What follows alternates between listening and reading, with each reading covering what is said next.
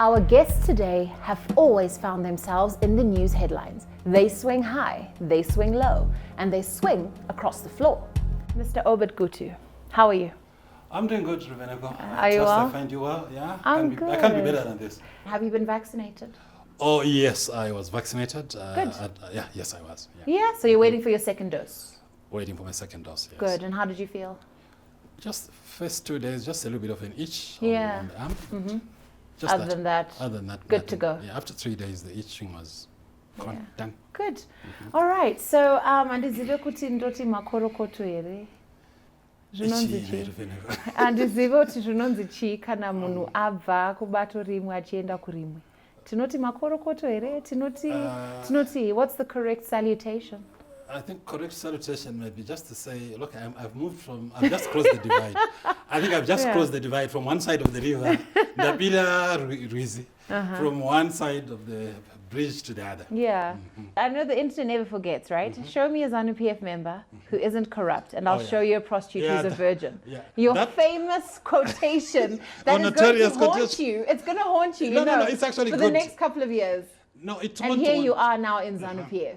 The ZanuPF of 2016 and the ZanuPF of today, as I'm talking to you today, totally different. The dynamics are different because I'm looking here at the ZanuPF that has at least come out in the open to say, look, we are literally, from the government side of things, we're a new republic. We want to fight corruption. We want to come up with a more incisive fight against corruption, coming up with what I would call a new look, ZAC, Zimbabwe Anti-Corruption Commission. And seeing some activity, although there's still a lot to be done, fighting on down or against corruption, and all that. I thought, okay, maybe it's always good to give people a chance because 2016. Sometimes I even forget if you ask me who were the anti-corruption commissioners in 2016. I can't even remember who was the commission chairperson of the ZAC of 2016. Honestly, I can't remember. It was just like a very lukewarm, almost a very lackadaisical approach to fighting corruption. So I said, okay, look, we are looking at a party that says we want to fight corruption, although there could be some doubt outside there, but at least I see some activity happening, some attempt to do something about it. And I'm saying, okay, look, the ZanuPF of 2016 and the ZanuPF of 2021 are totally different. That's why I'm saying I took about a year or two because I was looking to say, is this party revolving? I think we're seeing a ZanuPF in transition. This is so interesting. I mean, are you insinuating then that where you came from, there's corruption, and that where you came from, they're not progressive, and that they don't get a position to young people and a position to women where your own president was a woman? Not exactly, but all I'm saying is when you look at corruption, Rubeneko, corruption in this country, I think, is endemic. I think the moment that we deny that there's corruption in this country, we'll be lying to ourselves. And the issue about corruption, people might want to politicize it, to think, if you are ZANU, you are corrupt. If you are MDC, you are not corrupt. There's nothing like that. There's corruption everywhere. Across the board. Right here in the city of Harare, the capital city of Zimbabwe, we have got MDC-dominated council. We all know what is happening. I mean, all the deals that have been cut by the various suspended mayors, and of course they are denied, but the facts on the face of it, they are prima facie cases of graft. And you just look at the rot that is just pervading this city, and you're saying, look, quite honestly, if we are going to talk of people who would have said, we are running Harare, we are running Bulawayo, we are running Mutare, we are running Gweru, we are running Mashingo, we are running Kwekwe as opposition. This is what we can do. Just look at how well Harare is run. Just look at how well Bulawayo is run. Then you might say, okay, maybe if these guys are given a chance at national level, they might do better than ZanuPF. But so far, when you look at how the local governments of those major metropolitan cities have been run, I mean, it's an embarrassment. I mean, look at Harare now. Bulawayo is slightly better. I don't think we are singing on the same note. I don't think we're on the same wavelength. I don't think we have the same vision. Then you say to yourself, look, I'm not getting any younger. And I mean, for how long am I going to hang around in company that I feel I no longer belong? And then I say to myself, okay, I've really been bashing ZanuPF over the years. I don't deny that. I mean, the public domain is there. You've just referred to a tweet I did in 2016. There are various other tweets. You viciously bash them. Every interview I've had with you in my entire life, which is about 8 years in Zimbabwe, you have been anti.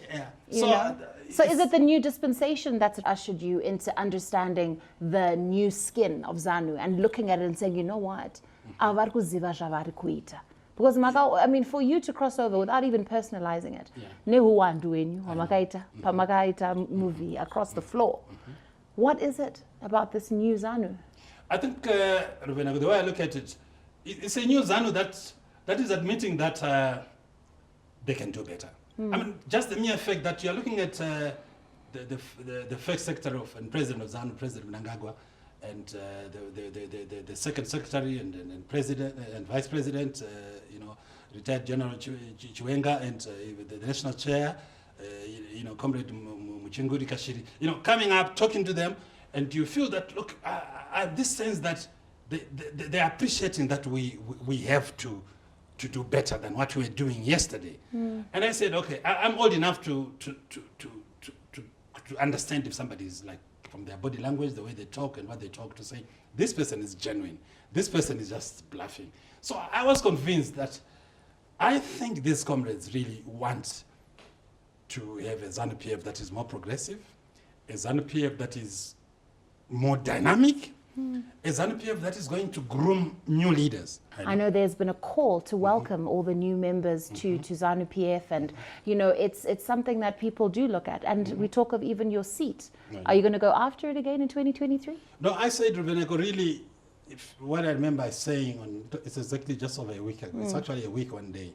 I said, the way I look at it, I'm just an ordinary member at the lowest level of ZanuPF.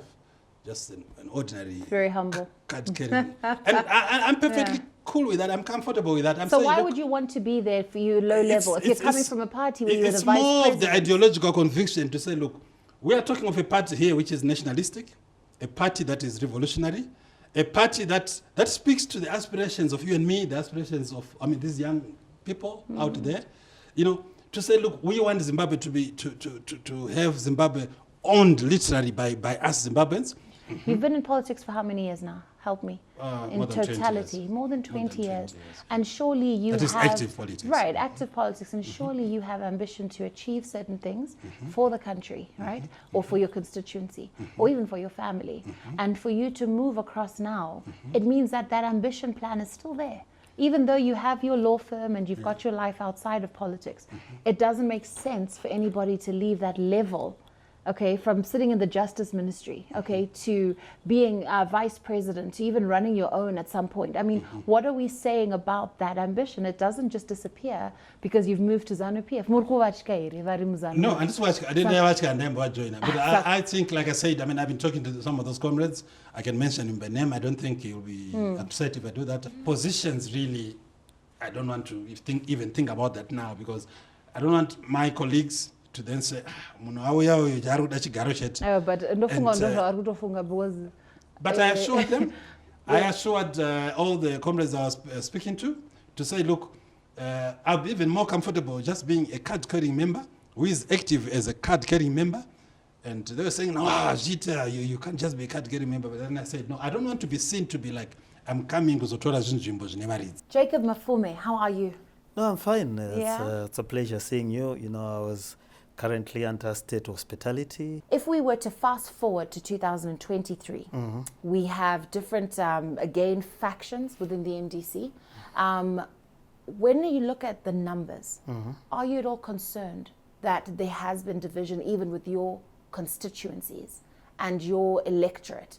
Do you feel that the divisions that have happened over the last few months are going to affect the outcome of the election? We've always won with our hands tied behind our backs. But there were never this many divisions. Well, there were bigger and bigger people who went to divide. This time we've got political dwarfs going away. We had big people during the times of the earlier Morgan Changirai splits. You had huge political figures. So in terms of political giants, right, there is the ruling party. Yes. Do you consider them a political giant? Yes, it is. It is a fading giant. Yes, it's a giant nonetheless. Yes, okay? Fading. Now, in terms of why people have crossed to that giant, why do you think that is? Have you not stopped to ask yourself why so many of them went? You see, when this is a people's movement, it is not a salaried job. We actually use our money to represent the people. We work hard at our law firms, but we use that money to represent. We get no funding from the state, it's given to other people. We get no fuel from the state, we use our own fuel. To come to this interview, I've had to use my own fuel. And I do that on the one. So it's a hard task in a political environment. Does the party not have any income generating streams? What we are supposed to do... You almost sound like you want sympathy for having to use your own fuel. No. What the Constitution did, it guaranteed funding for all political parties. So ZanuPF gets its funding depending on the results of the elections. Correct. They get a certain allocation. Yeah, correct. They've blocked our allocation. Still? Yeah. So we are not getting the state resources. And then they abuse their positions, which is... I heard there was money that was paid to the MDC. No. But then there was the issue about which MDC. Yeah, they blocked it. Isn't that the question? Yes, Isn't that the issue? So money was paid, but not to your MDC. What I think about floor crossers, if you feel that everyone is free to do what they want. Sometimes people move for a woman. Sometimes people move for a car. People accuse the MDC in particular, particularly the MDC Alliance, for having one strategy when it comes to trying to beat the ruling party at present, which is to squeeze the people at the bottom of the pyramid, right? Squeeze them so hard and frustrate them by asking for sanctions and make sure that the average Zimbabwean is angry, hungry, suffering. And that's your strategy to get them to vote against the ruling party. No, we don't do that. The issues of restrictive measures are bilateral issues between the sovereign government of Zimbabwe and other governments. Asked for at some point by your party? No. It's your behavior. Have you been vaccinated? I've not been vaccinated. Why not? I think there are more vulnerable people out there with underlying conditions. I'm grateful to the health I have so far. So I'd rather they get it first before me. It would be amiss for me not to begin on this note. Honourable Mliswa, you know, you've been defending the former Vice President, Mohadi, about protection of public officials in the media. Was this only because you went through what you went through in your own personal ordeal, or is it genuine? It's genuine. Social media, empirical evidence is required for anything. Yeah. You cannot just, at the sight of social media story, then reach to the conclusion that any person is guilty. You know, what sort of processes and procedures have you put in place? The office of the Vice President is a serious office. A commission of inquiry would have been put in place to really understand what goes on. Yeah. And the precedent set means that anybody who just throws anything of social media must also go. And the question is, how many will fall prey? Was it an act of was it a plan? Was it like a target at him to remove him from that office? Or is it just, you know, women who leaked this information? No, I think it's more than women, to be honest with you. He's somebody who's always stood by the president, even in the First Republic. He's on record in the Polity Bureau when then the former late President Mugabe was in power, raised an issue in the Polity Bureau that, but why can't ED be the president? And not many people could do that. From a point of principle, somebody was principled in terms of the way he conducted himself, in terms of being the vice president. Zimbabweans like to be very moral, you see, and a lot of the discussions that go around on social media attack people with offices such as yourselves and say, what example are you setting if your private life is so messy? Granted, private life by very definition is private. But when you are a public official, even your private life becomes public. No, who's the judge of morality? Who is the judge of morality? Well, every Zimbabwean makes themselves one. Who is the judge of morality? The same Zimbabweans, you can say this about Temba Mliswa, but the electorate still votes for me. Where is Zimbabwe's power? And where is Zimbabwe's money? White or black? Zimbabwe's power, they think blacks are not rich in Zimbabwe. That's the truth of the matter. They're not rich. When you're a minority, you focus on wealth. That's the reason the whites and the Indians make money. The Greeks make money in this country because the blacks are focused on trivial issues. So the whites, the Indians, the Greeks. Totally. We don't want to empower Shingai Mtasa, who's done well. We don't want to empower Strive Masiwa, who's done well. We don't want to empower Kudata Gray, who's done well. When Kudata Gray makes money, you're then saying he's stealing money, but prove it that he's stealing and so forth. Listen, if somebody's got a gift to make money and he knows how to work his way and things are done transparently, let's celebrate the billionaires. Let's celebrate the billionaires. Linda, how are you? Fine, thanks, Njiruvi. Good to see you. Good to see you too. How have you been coping with COVID? Times have been tough, but we just have to brace the challenges and make sure that we come out the victors after all is said and done. Are you vaccinated? Obviously. How do you view politics in Zimbabwe? Say. Honestly, I think my narrative hasn't changed since 2017. I've always raised issues to do with patronage. Politics of patronage has been the tragedy of our political economy in Zimbabwe. Politics of personalities has also been a tragedy to our politics, and it has caused so much toxicity, so much polarity.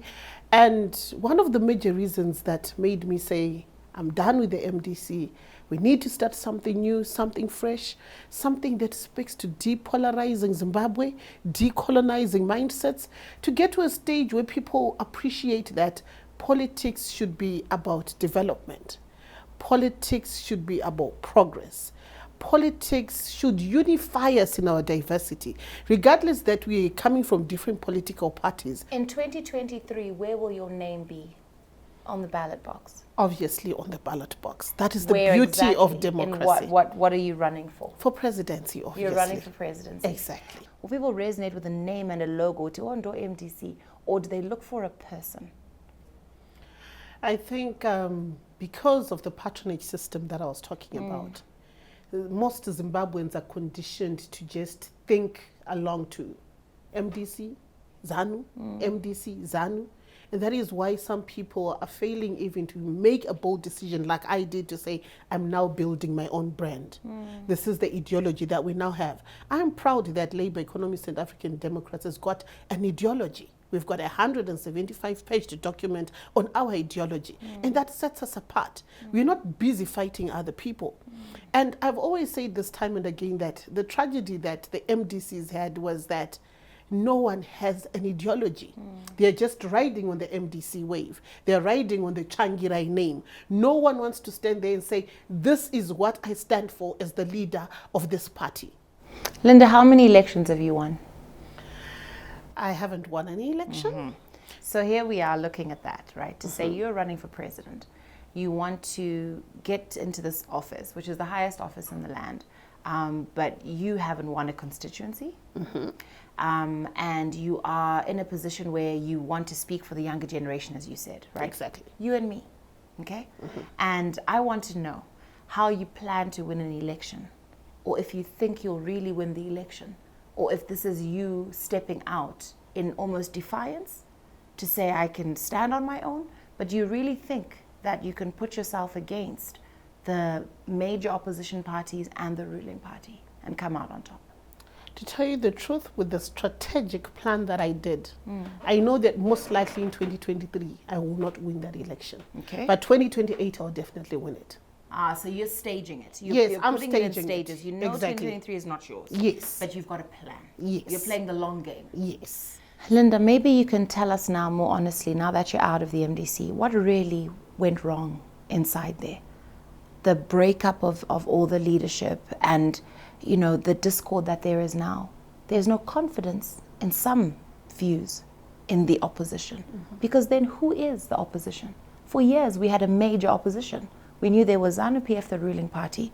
Then there was the major opposition. Who is that now? You know, the reality is, you preach about trying to remove dictatorship, but intra-party-wise, you're dictatorial in nature. You talk about MPs, leaders overstaying in ZanuPF, yet your leadership is doing the exact same thing. You talk about transformation, but there's no transformation happening within. You talk of leadership renewal in the ruling party, but there's no leadership renewal in what you're doing. Then one thing that has gotten the younger generation very frustrated is the issue to do with opportunities. I remember in the early 2000s when the land reform program was happening, we were being told not to apply for land. There's a ZANU. We were told not to pursue opportunities that were happening at a national level. But fast forward later on, you realize that all the top leadership in the MDC had the very same. Me. Yes, true. Do you think then it's true, which some narratives have been saying, that the idea of sanctions was really a tactic? The agenda of the MDC was to impoverish the people so that they vote on protest. Out of that hunger is why and in anger 2008 most people voted for the MDC, because people were hungry, people were desperate, people were poor. That is the agenda. They always say they're offering hope, which I've always asked, who eats hope? Anojika hope ndiani? Anoenda kuma shops akatakura hope achinotenga ndiani? Who pays rentals with hope? Who pays school fees with hope? And this is a message that I want every Zimbabwean to start thinking. Hope at least we are being sold hope. What hope? What has the hope done for you? Yeah. Are you going to go to hospital with hope? With perceived hope in quotes? Yeah. It doesn't work. But Linda, why did you wait all these years watching this? I was and not say waiting. something I've about always it? been talking, but the media was being paid not to write what I say. To date, you will find no print media in Zimbabwe that covers me, and that's a reality because of the brown envelopes. Jeez, Linda, I can't believe it. I'm actually speechless. And you have fought battles left, right, and center on social media. Yes. Not just against your politics, but against you as a person. Exactly. The social media bullying, the cyber bullying. How are you with that now? Where are you with that? I mean, they look at, they judge your physical appearance. They judge how you speak. They judge what you do. How do you feel about that? Honestly, I'm not bothered, because I know that it's a systematic attack on my Yeah. person, and they'll never succeed. I told them that you can fight me until the cocks come to roost, but I will not stop, because I have a vision, and I will accomplish my vision. Today, in Zimbabwe, our political landscape confuses the politicians themselves. So what more us, the electorate? Voter apathy is the result. As 2023 draws near, the chess moves are already being made. Without singling out our guests, we must highlight the political parties in our country today. We have ZanuPF, MDC Alliance, MDCT, People First Party, APA. There are many. 4 years ago, all these political players came together for one common goal. Where are we today? Floor crossing, backbiting, factions, and are we in a nation with the politics of hate or of rational disputation? At the end of the day, how are we, the citizens of Zimbabwe, the electorate that can determine all their fate with the stroke of a pen, being affected? Is the quality of our lives improving? Have sanctions hurt us or helped us? Are we getting what we were promised? We pride ourselves for our resilience as Zimbabweans, fair and fine. But the questions we really should be asking are around the ownership of our country. Who really holds our country? Varidzi venyika ndiani? Abanikazi velizwe ngobani?